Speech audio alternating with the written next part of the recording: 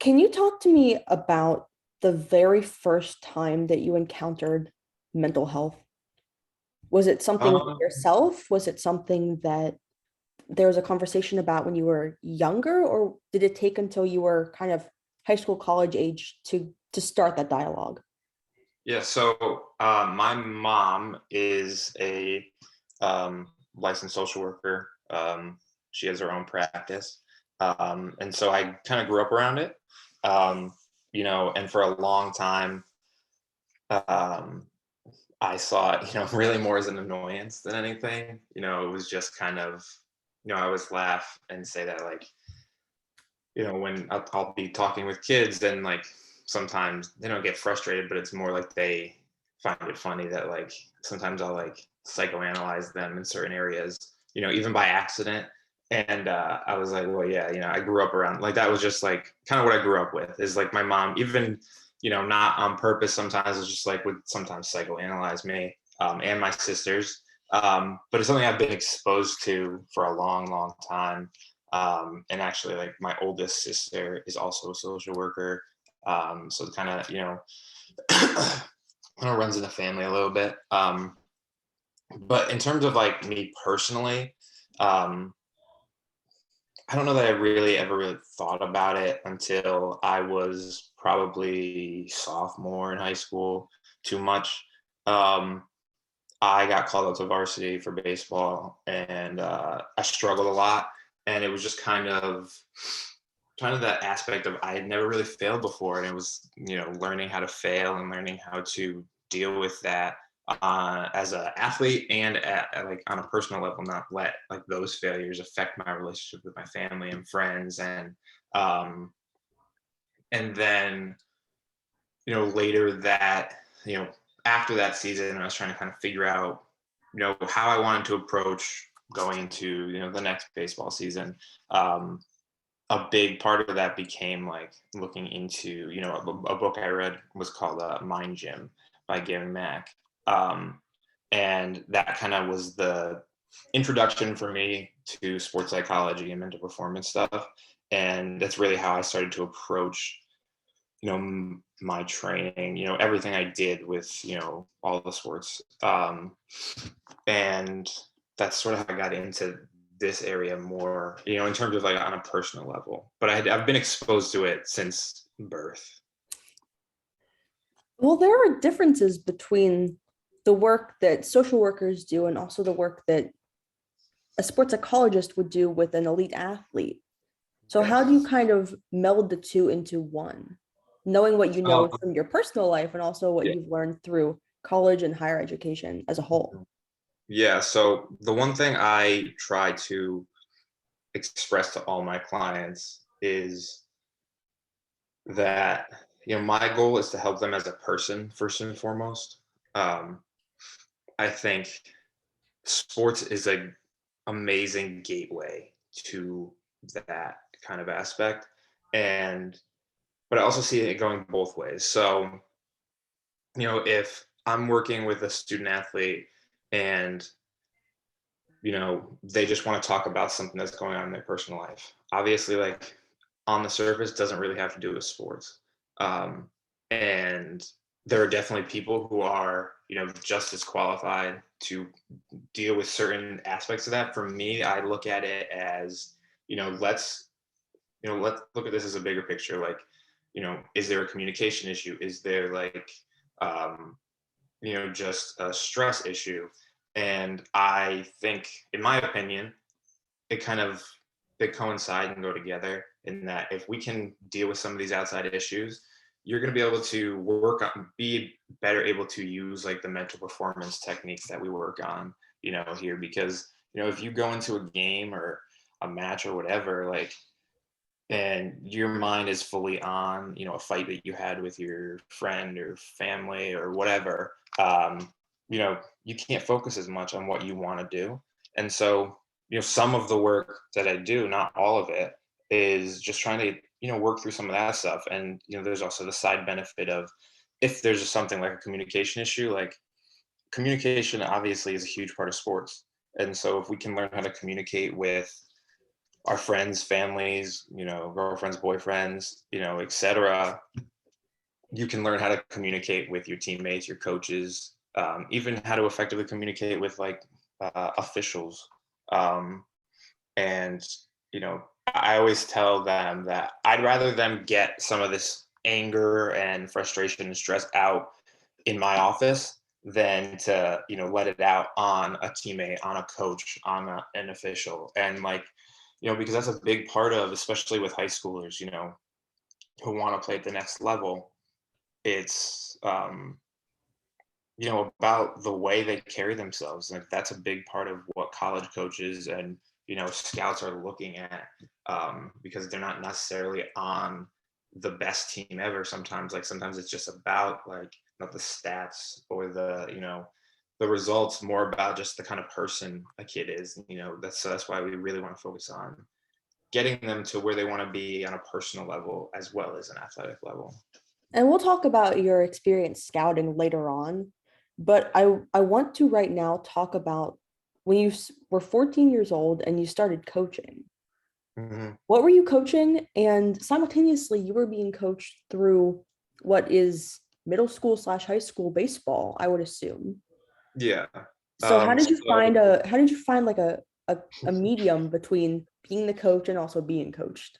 yeah, it was super interesting. I've always, when I played, I always gravitated towards younger players, and just wanting to help them. And I think that's, in big part, like I said, just kind of the environment I grew up in, of just, always helping people um, and yeah, so like I kind of just took that and used it in the coaching aspect. It started out very small, so it's just like summer camps and stuff, but baseball specific summer camps, where there was a couple guys in charge, and I was kind of just a helper. But I was working with kids, probably ages 7 to 12. But yeah, I was only 2 years older than some of them, so like the dynamic was interesting. It was for me just about kind of in the same way I do my work now. It's just about that connection, because even with just a 2-year age gap, and now like some of the kids I work with, like the furthest apart I am from them is at this point still less than 10 years, like 9 to 8 to 9 years. But there's such a big difference in those years, and even just 2 years, that it's just about finding common ground and trying to meet in the middle, and get that mutual respect. And that's one of the hardest things to do, I think, in coaching, in any kind of work. And that's why, like, even now, like, I feel like the coaching experience I have has really helped me better understand coaches too. And so I love working with coaches, and like that's some like the best work I've done is like when I can connect with a coach and we can kind of talk about for instance, like the high school I'm at right now, Rockville High School, the football coach, uh, and the baseball coach, I'm very close with both of them. And both of those programs, like I've been able to do some of the best work with, just because we can really connect on what players might need certain things, and but also the way they coach and the way that the players kind of receive certain things. And for me, like, as much as I am there for the kids first and foremost, like I'm also there for the coaches, like, to kind of help them and support them throughout the season, because every time you run out for a new season, like even if you just have a few new kids, the dynamic of the team is completely different each year. And so you have to learn how to coach to that team. And that's something I really feel like I was able to pick up, at an early age because of that, because of my experience and having to, figure out how to get that respect when you're only 2 years older than a couple of the kids you're coaching. And it's not just about like, yeah, like being good at the sport helps get that respect, but it's also like some of the sports I work with now, like I didn't play lacrosse, I didn't play tennis, like, so I can't use that here. So now it's a lot of just, again, like that common ground. And I think, there's some people who not necessarily in this field particularly, but just in general, in the area of mental health that I think can forget that at times, of just because it is hard, because sometimes there is such that big gap. And I have times where it's kind of like it's harder for me too, where it's like there are certain things that you know student athletes I meet with now will bring in to me that like I do not understand at all. And like certain issues, it's just very different, obviously, than when I was in high school. So like it's about kind of separating yourself and taking a step back and really trying to remember that like, just because like I don't understand this, like there's something that probably I went through in high school that they wouldn't understand now. Um, and kind of trying to again like meet in the middle. Like that's the biggest thing for me. In the same way that when you're a college coach recruiting, for example, soccer, you start with the goalkeeper and then you build your team around that individual. How can coaches, to the best of their ability, craft a team dynamic? I mean, who do they focus on? Do you come in kind of knowing who those people are going to be? Or do you tell coaches like wait for them to develop and then box them in? Or do you just say don't box them in, let them go, do what they're gonna do and see how Yeah, it works out? I think most of my experience is with high school level athletes, and in that area, I think not boxing them in is the best possible way to do it because I've seen coaches before, not even like in what I'm doing now, just like as a coach, as a peer, where they kind of discourage people playing multiple sports. I think, you look at some of the, not even just the best athletes, but like people who have gone professional, people playing college, like in high school, like they played multiple sports. They got the experience because, one thing for me, like I mostly played baseball. That was my big thing.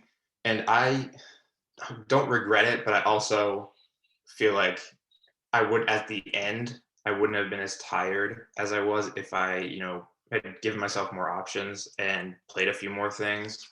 Um, and that I try to encourage all coaches to and players to like, you know, do as much as they can. And, even if it's not just things in sports, like whether, there are kids who I work with now who are also in band and in choir and things like that, like, you know, try all the things that you want to try. And it's hard in high school because there's a stigma attached to certain things, but um, in terms of like coaches focus, it can be, that's one of the hardest things I think, because and that's one thing I really struggled with when I was young, because especially as a young coach, like when you start doing like scrimmages and like games, you get obviously super competitive, and I was coaching like with some of my friends, so like we'd be against each other and it's like I just want to beat him. And that competitiveness, obviously is every person who is involved with sports, has that to them. And if that continues, obviously, as you get older, you learn how to kind of control it more. But, even still, there's such a, you know, obviously as a coach, you want to focus as much as you can on the kids who are 100% committed, or, the best kid on your team. But also, when you leave those other kids behind, you have to understand that like you're sacrificing certain elements and sacrificing not just for your team, but like for the sake of like your sport. Like that's how, I think now that we've gotten to a point where there are like with little leagues and, rec basketball programs where things are dying off and there's less kids playing because the focus is going on to a lot of these other kids who are more, elite. And, just taking some of the fun out of it a little bit. And it's hard, again, like it's very hard to focus on every kid as much. You can't give every kid the same amount of effort sometimes. There are kids who, if they're going to seek out extra help, like like you're going to want to help them more. And like that there's definitely factors that come into play all over the place. But one of the ways I look at it is like, it depends on the sport sometimes, but with baseball, with football, with soccer, like you can't do it by yourself. So um, you know, these superior athletes, like if you're losing all these other ones, like just because you have this one person, it's not going to have, you're not going to be able to build this team, this winning team. Like you'll have a okay team or a bad team with a few really good players on it. You need to, really lean into helping as many kids as you possibly can, or as many of the athletes that you have that you possibly can. And that's what, like, in college, it's a little bit easier because you have a bigger coaching staff and like there's more people who you can, really have focused on certain specific areas and really connect with the kids. In high school, like, when there's one or two people, it's definitely harder, but that's why I think you see a lot of like, obviously it's dying off a little more now, but you see in the past like coaches who are also teachers because they can connect with the kids in the school at the same time, and like you have that. It's hard with that dual relationship sometimes, but it's building that relationship again of like just trying to make every kid feel seen as much as possible, even if they're not every kid is going to be happy with their role, because like I said, like that competitiveness, everyone wants to play, and so if you're not going to be happy. But if you can keep that kid in enough to where they still want to work for it, and that's the goal. And I think we're losing that a little bit, but not because people aren't trying, because it's hard. And I think people, especially as coaches, get older, they get tired, and it's a lot of work. And that's why I think like it's sad to me that like we're losing coaches because of some of that aspect of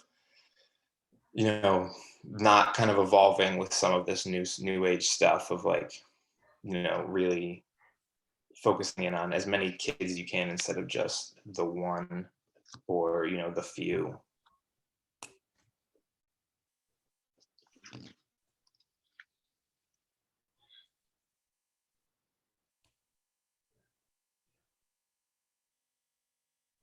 And then let's talk a little bit more about early sports specialization. Because in sports like gymnastics and wrestling, where the peak is much younger, Yeah. is there a place for elite youth sport in sports that peak later, like basketball and soccer and baseball? I mean, should 7-year-olds be traveling across the country to play games? In my opinion, my initial off the bat answer is definitely no. It's not my favorite thing in the world. I feel like, again, like I said it before, you take the fun out of it. And that's what sports really are to me. And like in the way I see it, and why I love doing the job that I do, because sports translates to like almost every aspect of life.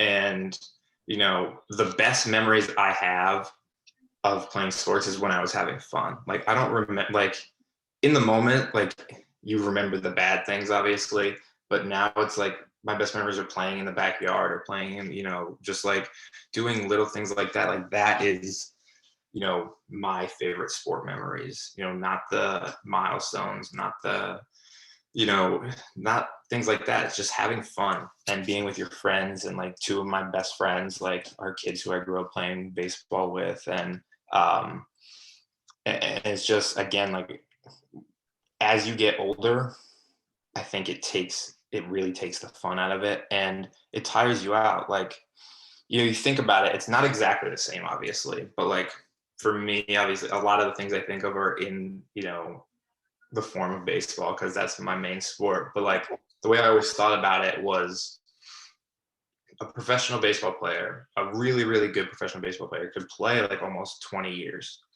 And if you play from 5 years old to 22 by the end of college, like you're almost playing 20 years of baseball. And if you're doing that year round, like that's even almost more than some of these professional athletes are playing, because they get, some time off. Obviously they're still training, but like when you're constantly playing whatever sport it is, like by the end of it, you've almost had a career without, you're not making, but you haven't made anything. And like, I don't think that people should regret, having spent that much time on something. I think it's awesome, but at the same time, it makes sense that, you're going to be tired, and that we're going to start losing people, before they get to that point, because not everyone's going to get to, 22.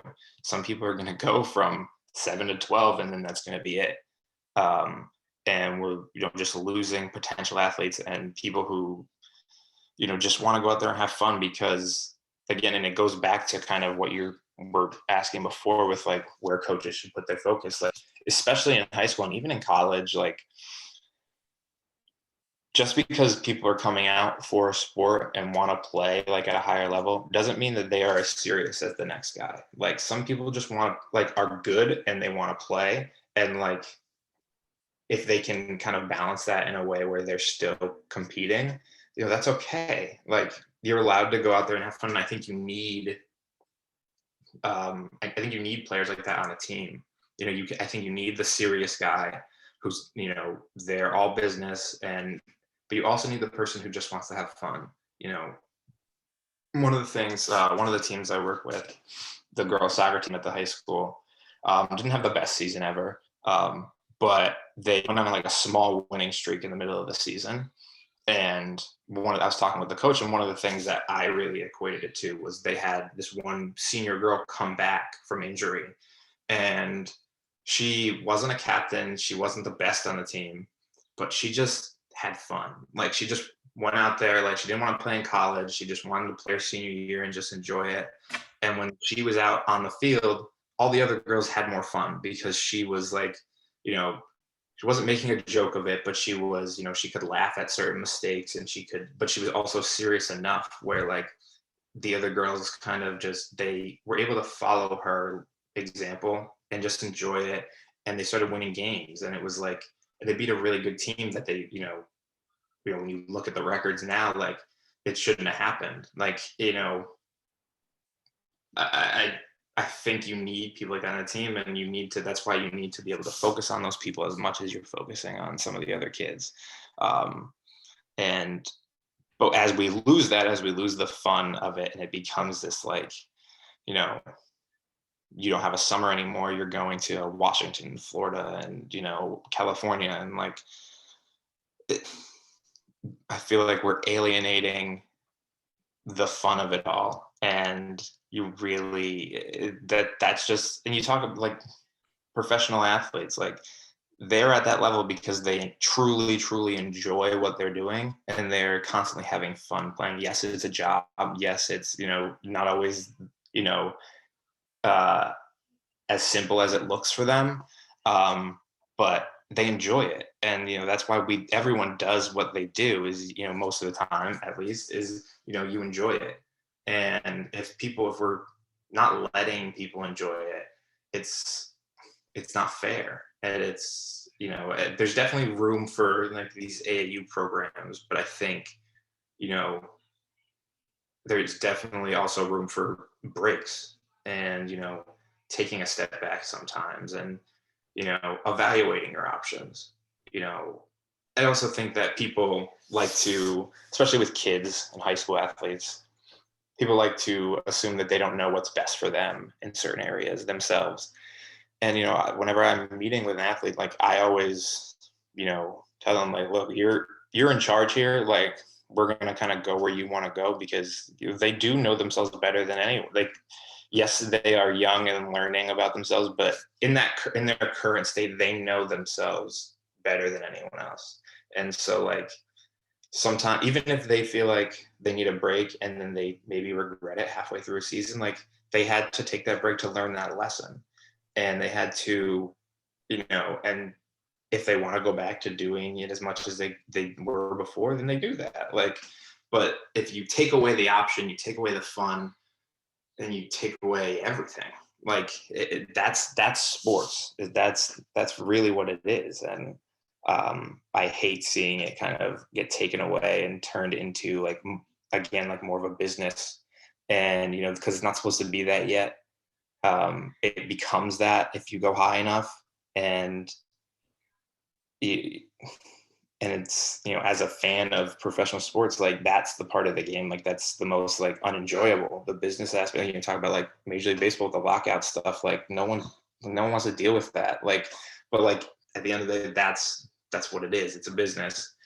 And with this kind of stuff, like, kids don't want to deal with, you know, politics of like who's playing where and like who's paying more to be on a certain team. Like it's just it makes it so unenjoyable. And sometimes I don't think kids even realize that until they're older, and then by then it's a little too late and they're just tired and kind of done with what they're doing. But there's definitely room for it in doses, but not as much as it's become, I don't think. At what point in that process, from incredible fun to complete business, do you think mental health conversations should begin? Well, I think they should begin at the very start. Like, you know, uh, I think it should maybe not exactly begin. One of the things I'm working on now is so like I'm contracted by the high school to be there with my company. And one of the things that we were talking about a little bit last year, and I want to start talking about more, is working with um, the town middle school and even the town elementary schools. Not in the exact same capacity that I work with the high school, but doing little workshops of just like communication and just getting the conversation started of failure and work ethic and things like that, and really getting the ideas in their head so that by the time they're in high school they're more ready to deal with their sports getting a little harder. And in elementary school it'd be very like limited, and like you do it like one gym class out of the year, and like just kind of work on you know like what happens when the sport gets harder, what happens like if we take some stuff away from you or take advantages away from you. And because that's where at least in high school what I've seen the most is that struggle to deal with failure in the sport getting harder. And I think like as they go on through high school, like a lot of some of it becomes like that identity crisis of like who am I beyond sports if they're not going to play in college. And it evolves more as they go, but at least like the first couple of years it's really just them, they want to play well. And they so when they're not, and when the sport starts to get harder and people they're playing are better, like they sometimes shut down. And that's again like you lose the fun of it when you can't get past that part of it. And so something I'd really love to see is trying to help kids at least start to understand what sometimes some different strategies they can use to help themselves through failure, not just at a physical and like going out and like working harder or training more, like but like helping them relax their mind a little bit. Because I think especially now, like after COVID and stuff, not after, I guess it's still happening, but like after the last couple of years, like there's a lot of not just social skills, but like just mental health skills that I think kids are lacking just from lack of like interaction and lack of athletics, lack of everything. Um, and I think there really could be a place for trying to start some of this stuff a little younger, not like the super complicated stuff, because again, like if you start that too early, it takes the fun out of it. But I think if we can start to get a basis as early as possible, it can really help. So in college, the term student athlete is basically synonymous with everyone that plays any sport through the college, but it's not necessarily used in high school. Mhm. Yet athletes wear their jerseys down the hall and they Yeah. identify with a certain team. Yeah. How do you work on setting the building blocks of identity in high school when things are kind of pushed into a box when they don't Yeah. necessarily need to be yet? Mhm. It's so hard because it's funny too, because when I was initially pitching the program, even before like I had the idea of starting a business and kind of using that as my gateway in, um, pitching it to the athletic director at the high school. I went to Rockville High School, and never at any point when I was there did I ever feel like super proud to be there, or like not even just as a student, but as an athlete. And like, that part of that was the sports were not great. Like, the baseball team was good, but it wasn't anything special.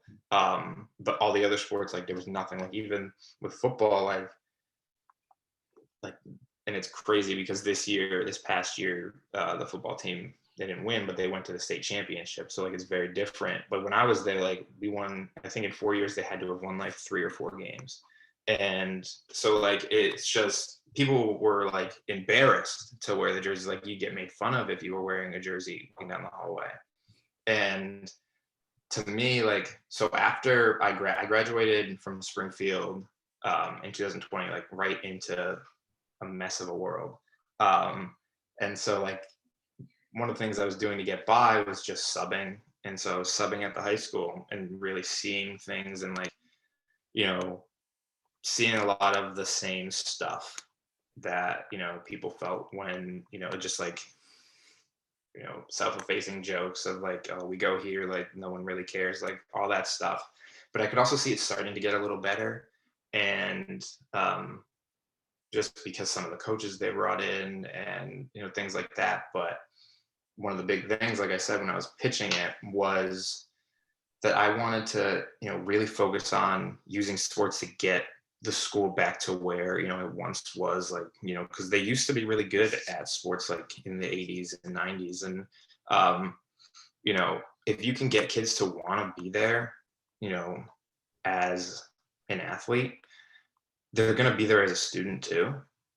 And because, they need to be there to go to try out, to be on the team, to play on the team. Like, you have to be there and show up and get good grades to do that. And it's a slow process, but like, once people start realizing that like there is pride in this and I do want to do this, like, I think that's when they start to become like a student athlete instead of just like, because when I went to high school too, like, and it's hard, but I just got by until, my season. And then when I was in my season, I tried a little harder, but even that, like, it was just kind of getting by. Like I used to say to my mom, like, I go to school to play baseball. Like that's like, I don't have no desire to do anything else. So when I'm working with kids, I try to, remind them that, they are, because they are put in these boxes a lot.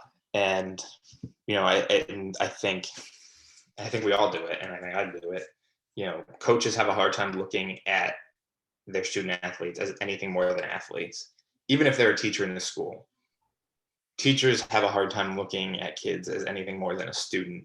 Even if they're close with them, it's just like, I need you to get my work done. I need you to get, and then even parents, like, you have a hard time looking at your kid past being your kid. And like, in high school, these kids are athletes, students, they are turning into adults, they are friends, they are grandkids, cousins, they have all these different roles for so many people. And they're trying to balance them all.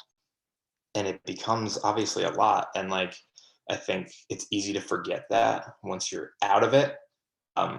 Especially like when you add on, like, obviously like the drama of high school and all that, the little things like that. And like, it's not, it's very interesting being back in there and seeing kind of that stuff. But like when you add on that, like those other layers, it's hard to be, a kid, and it's hard to be put in those boxes of like, when a coach wants you to do something that's like, well, I gotta, babysit my, little cousin, or, I gotta babysit my little sister, or I gotta help my mom, or I gotta do homework, like, and then, you get in trouble for not going to certain things, or sometimes you forget to do your homework because you got home super late at night from, there was like a track meet this year that ended up going to like, they didn't get home till like 11 o'clock. Like, and like, so it's like, they're not going to do their homework when they get home at 11 o'clock.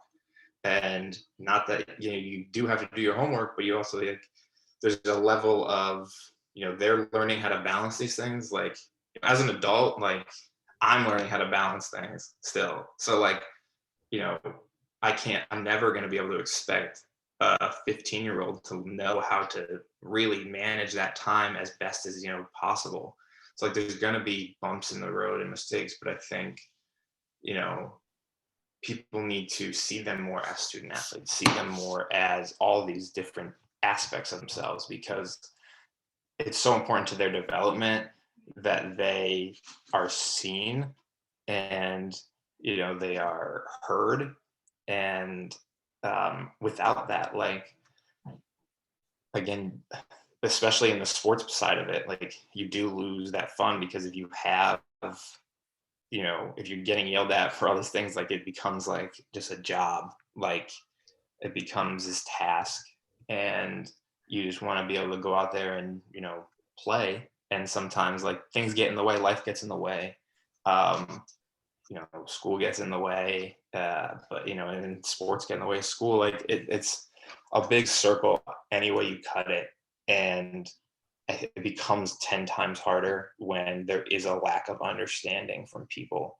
And there's always going to be, but like I think there's a difference of lack of understanding without trying and lack of understanding with trying. Like, there's certain things that, like I said before, like that students will bring into me that I have no understanding of, but I'm trying to. And I think they see that, and but they can also see when people aren't trying to understand them and are just kind of, again, like putting them in that box of, you know, you're my student, you have to do this. And like, you can get, and there's also like, as a teacher, and I'm not a teacher, so like it's hard for me to obviously speak on this, but the way I see it in terms of just being an adult in any kid's life outside of their parents, like that's obviously a different level. Like you can, discipline a kid without, making them feel stupid, like without making them feel like they made this giant mistake and, they shouldn't have, like there's a line, but I think a lot of these kids get made to feel like they're less than because they made one mistake.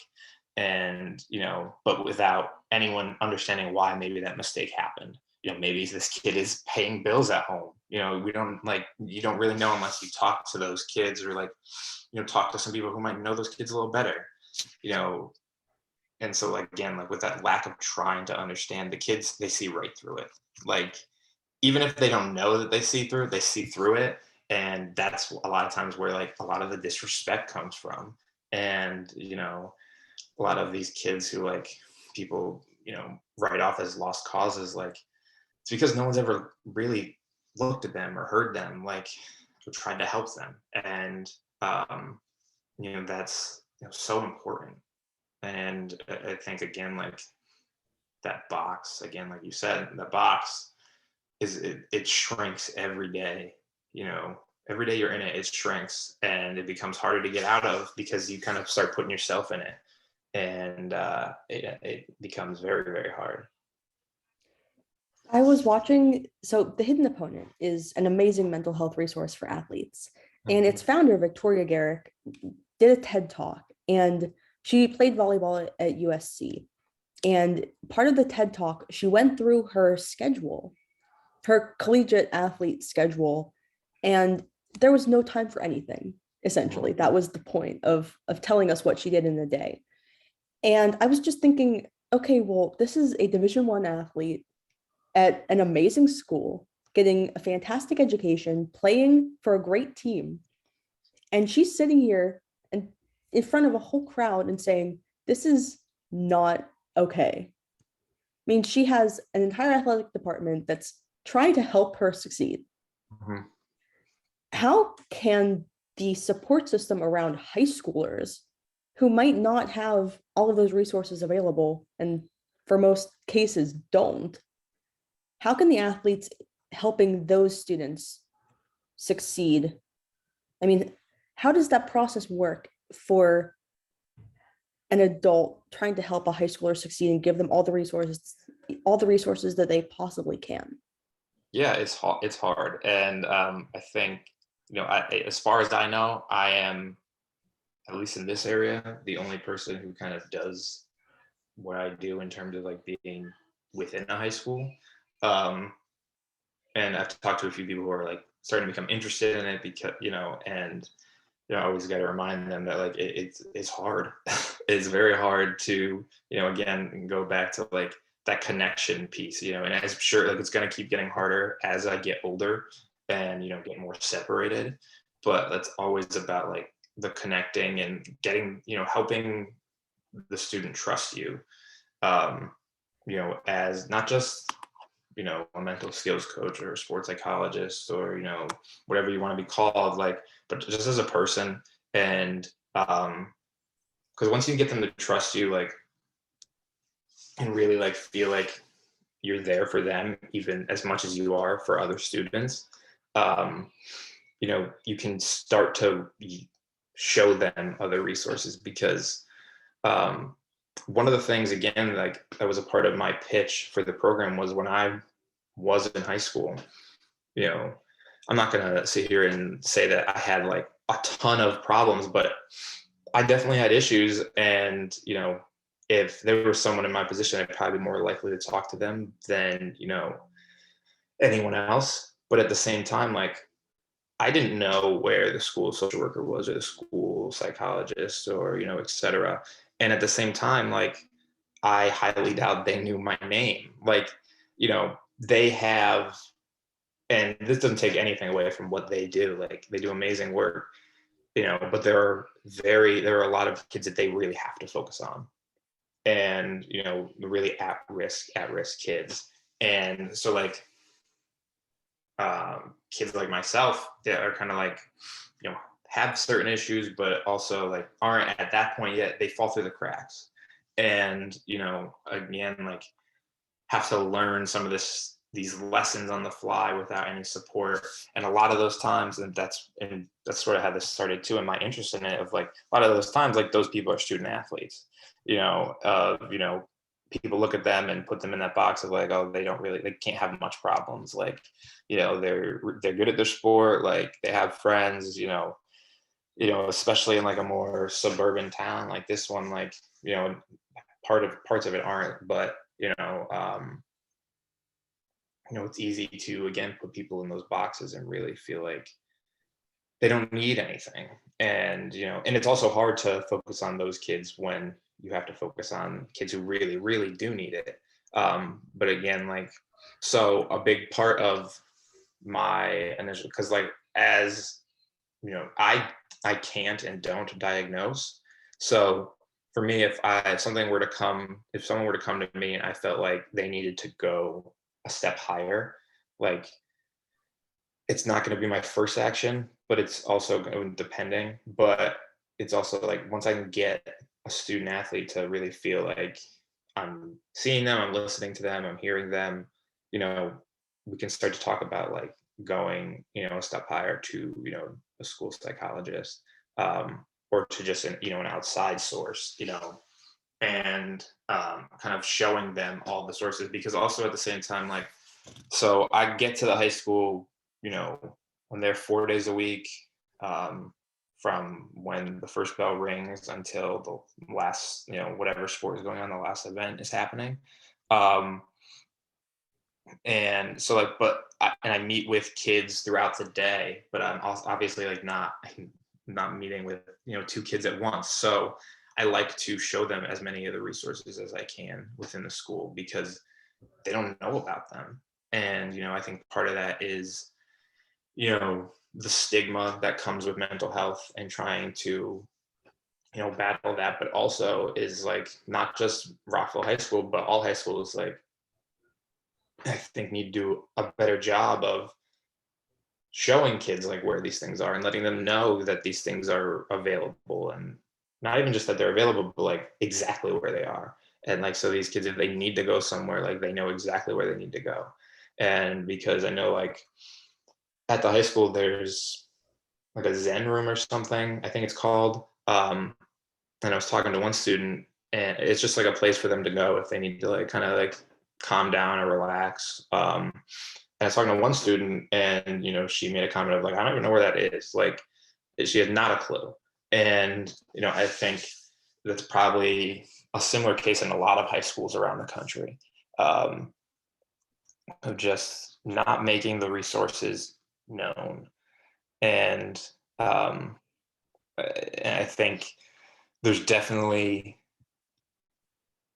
that's why I really like to work with, and collaborate with, the guidance counselors at the high school, and as many of the teachers as I can, and to really, be able to give these kids as many resources as possible, and as many people as possible, because one day, like, and then one day when they graduate, like, they're more able to seek out those things on their own, because they know, what they're called, at least, or like who, in their past has helped them, like they've had teachers who have been willing to talk to them. Like, it's a lot of kids are afraid to talk to teachers, so if you can kind of encourage them to really get to know some of their teachers and talk to them, they're more likely to do that in college. They're more likely to do that beyond college. Um, and so it's really trying to help them be more self-sufficient with this kind of stuff. And I think, again, like I always use the phrase, like, sports are a great gateway to that. And so, like, I get kids in the door because, that title, mental skills coach, carries a lot of weight with them, like, or just the title of coach at all, like, having that in my title carries such weight, where they feel like, this is going to help me in my sport, so let's give this a try. And then, we're always talking, like, within the realm of sports, but at the same time, like, focusing on all aspects of life. And with certain student athletes, I'm much more focused on sports, just because that's where they want to be and what they want to focus on. And certain athletes were more focused on the other side of things, but at the same time, like like I said before, like, I see it all tying in. And with those student athletes, I try more to get them, like, upstairs with certain, other people who are less sports oriented, but at the same time, like, don't want to take, my ears away from them, because obviously they, trust me. And I'm able to, work with them as best I can, in terms of just, certain issues, or at least hear them out sometimes when, they need it. Because, again, like, if you can get that stuff out in there, like, it's not going to come back on the field.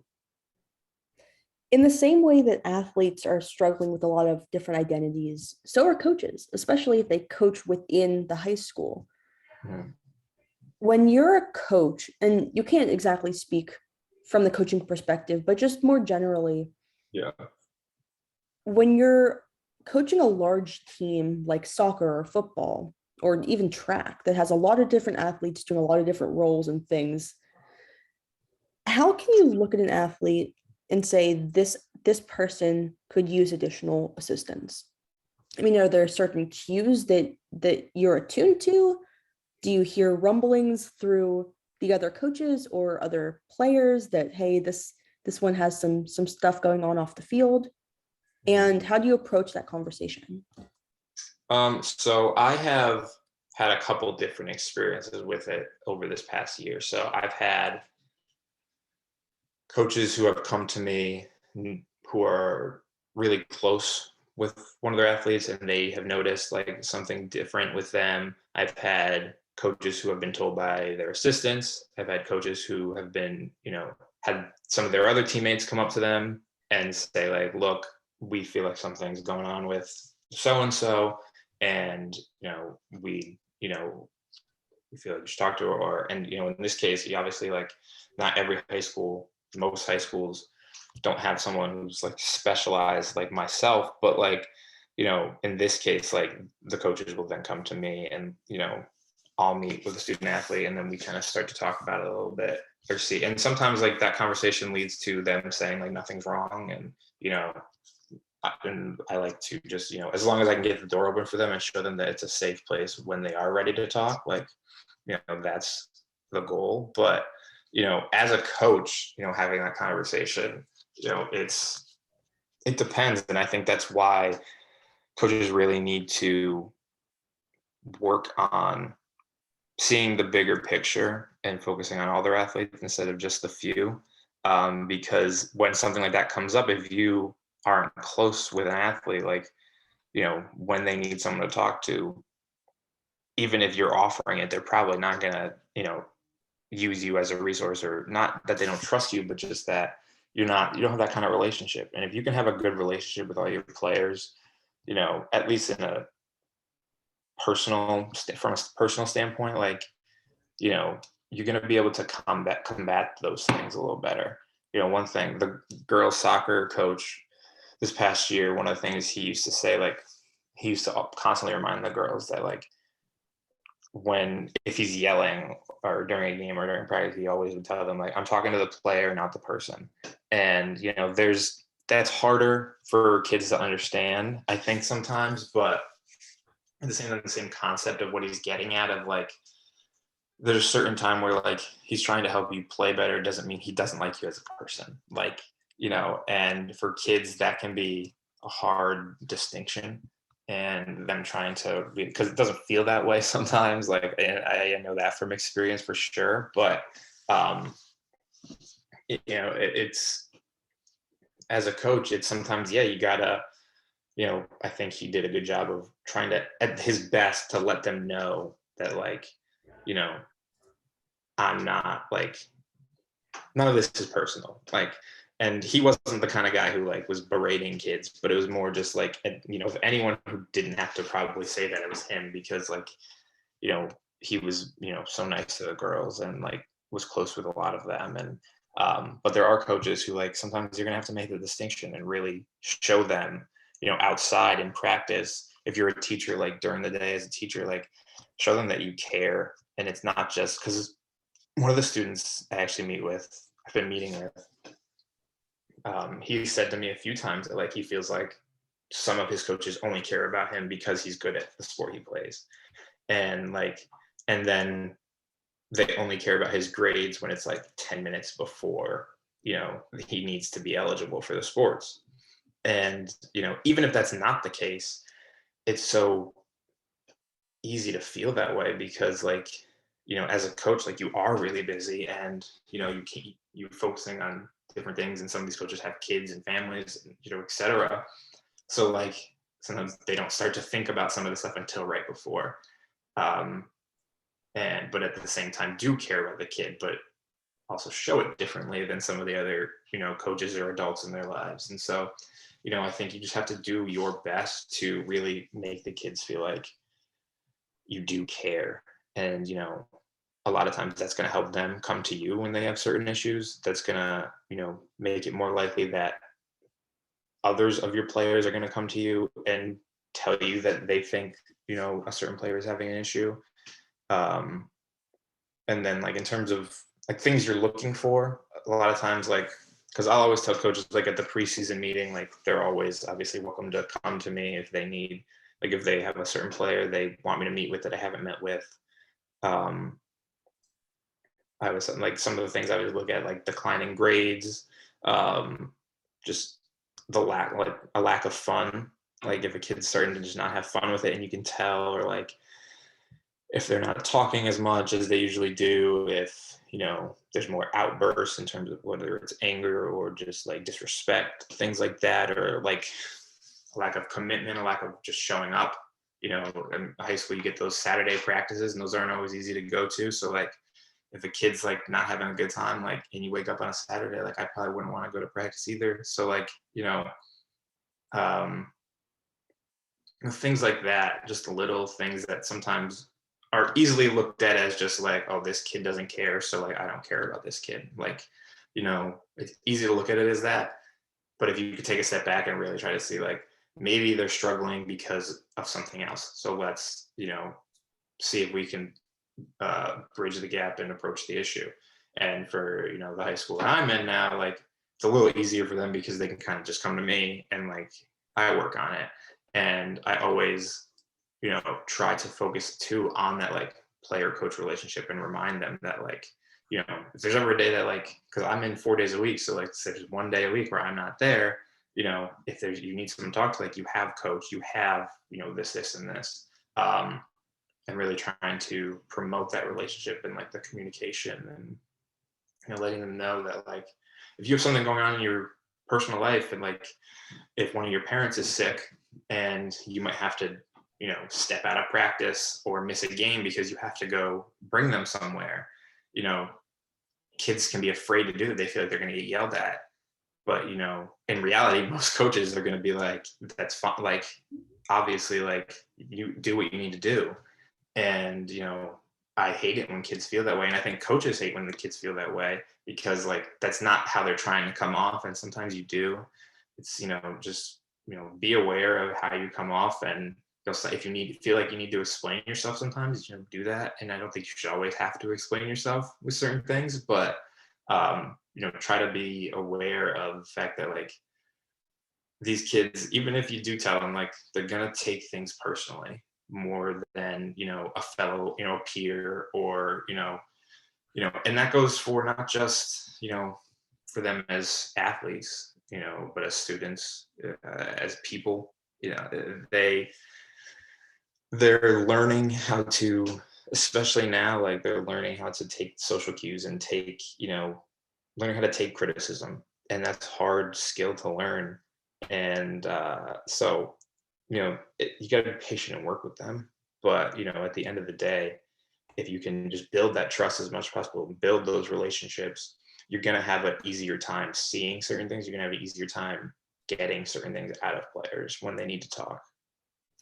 And then going back to that player versus person conversation, as a scout, when you're watching a player perform on the field, on the court, on the turf, whatever it may be, what are you looking for cues wise that delineates the player from the person?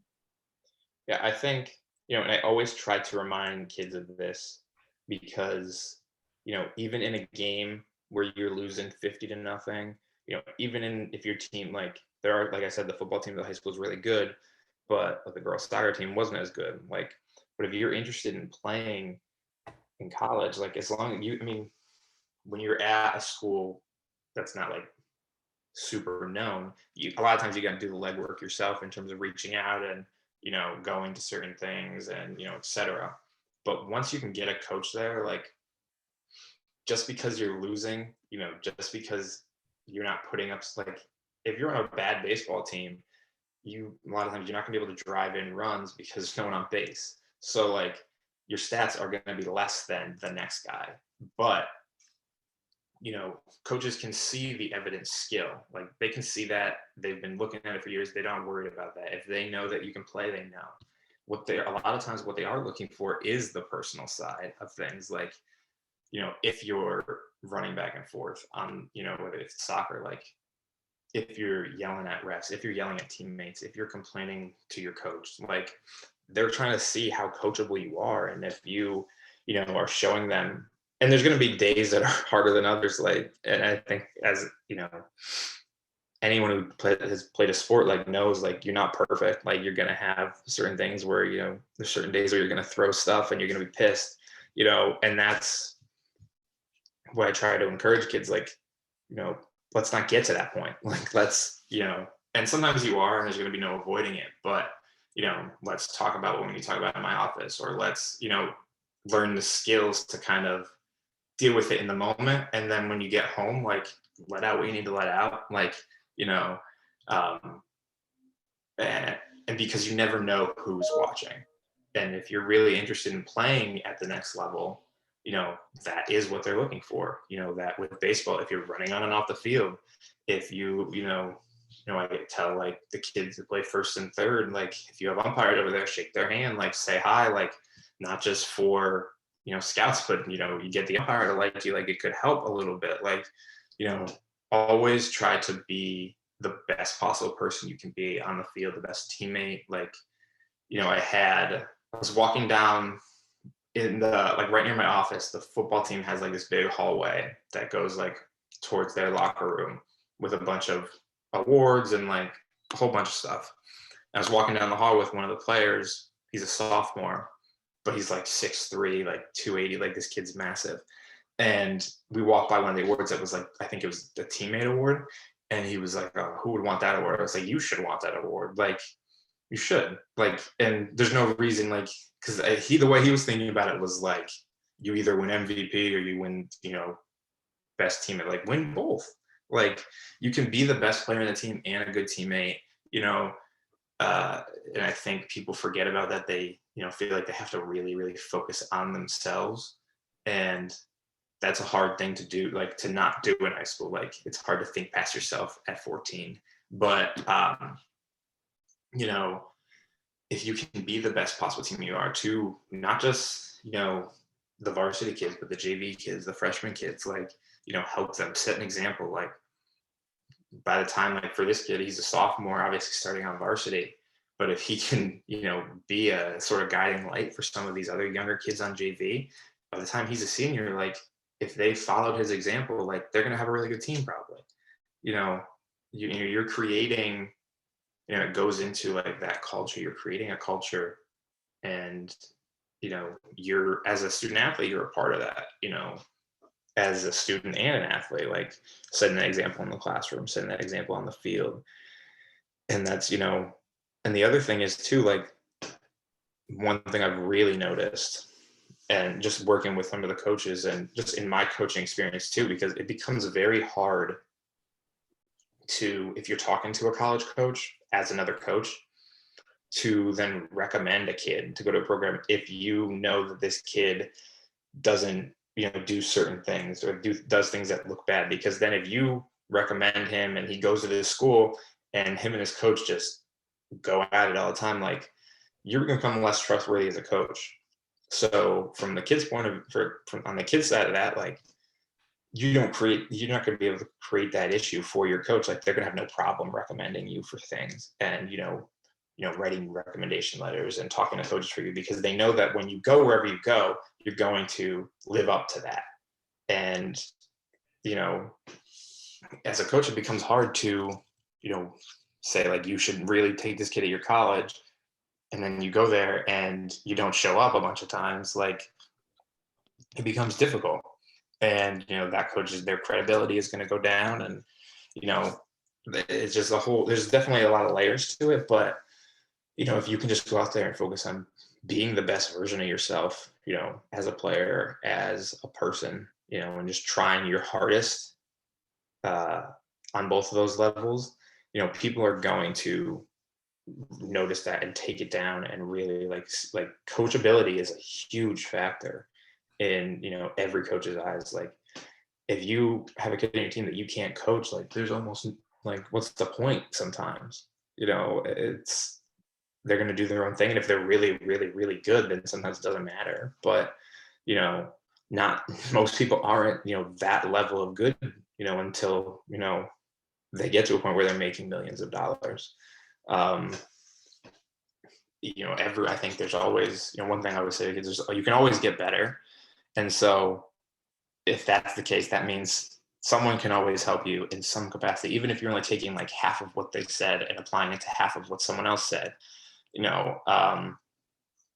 If you are what's the word, you're content with your level of play, that's great. And I think that's fine. Like we were talking about earlier, like having fun, you need that, that's fine. But if you want to play at the next level, there's definitely got to be an aspect of what do I got to do to get better? And that's not just playing every day, training every day. That has to do with being the best possible person you can be, being a good student, working on different mental skills, building a relationship with teammates, being the kind of person that someone wants to be, that someone wants to coach, like not just because of their skill level, but because like you're a good influence on the team, and someone like that the coach like wouldn't have a problem like just hanging out with, like because they can talk to you. And it's a huge factor, that big factor. What is the most fun part of your job? I think the most fun part.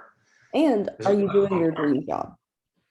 I think it's just really being involved in so many different sports. One of the things like I was talking about earlier was like baseball was my thing, and I love it, and it's still like, and I'm very excited for like this baseball season to start. Like they have their first tryout later today, and like I'll be there. But there's also other sports going on, so like I get to sit in the golf cart with the athletic director, and we kind of go around and are watching all the other sports and are really involved. And like with certain sports I'm not as involved because just like sometimes like it's just different. Like with basketball, like there's not a lot of time for me to like really work with the kids during a game, but like with football, like I'm on the field, working with the kids, hanging out during games, like talking about things when we need to talk about them. Like there's a lot more downtime. But I think just that, and I also like just love building relationships with people. So, I think just getting to know as many of these kids as I have and seeing them succeed, it's awesome. Like as in this role and as a coach, like I think, as a young coach at 14, like one of the things I really remember is, telling a kid, maybe let's try this. And then he went into the game and did it. And like, I think he hit a triple or something. And it was like, oh, like, wow, like that felt really good. And like at the time, it's a much more selfish thing of like, that felt really good. Like I should do that more. But now it's just like, I love seeing them like use the things that we work on. And, I referenced the football team a couple of times, but there's one of the linemen on the football team who I've worked with a lot, like seeing him in the state championship game and like being a starter there and using a lot of that stuff. Like there's no words for it. Like it was by far like one of the best experiences I've had, just seeing him out there, and not just him, but all of them. Like, they worked so hard to get there, and it sucked that they didn't win. But, anytime, any of these kids can use anything, and just because they know like that, when they use something, they're like, they can't believe it worked. And it's like, and they like will come to me and be like, thank you. It's like, it's not about like, I didn't do it. Like, we talked about it. We came up with an idea together, and, you did it. Like, and getting them to realize that they're the ones that are really doing it. Like I think I can't describe how awesome that is. Oh, I think that's a really good way to end this interview. Is Yeah. there anything else that you think that we missed talking about? Anything that you wanted to make sure that we got to? I'm done with my questions. The floor is yours. Nothing I could think of. Thank you for having me. I appreciate it.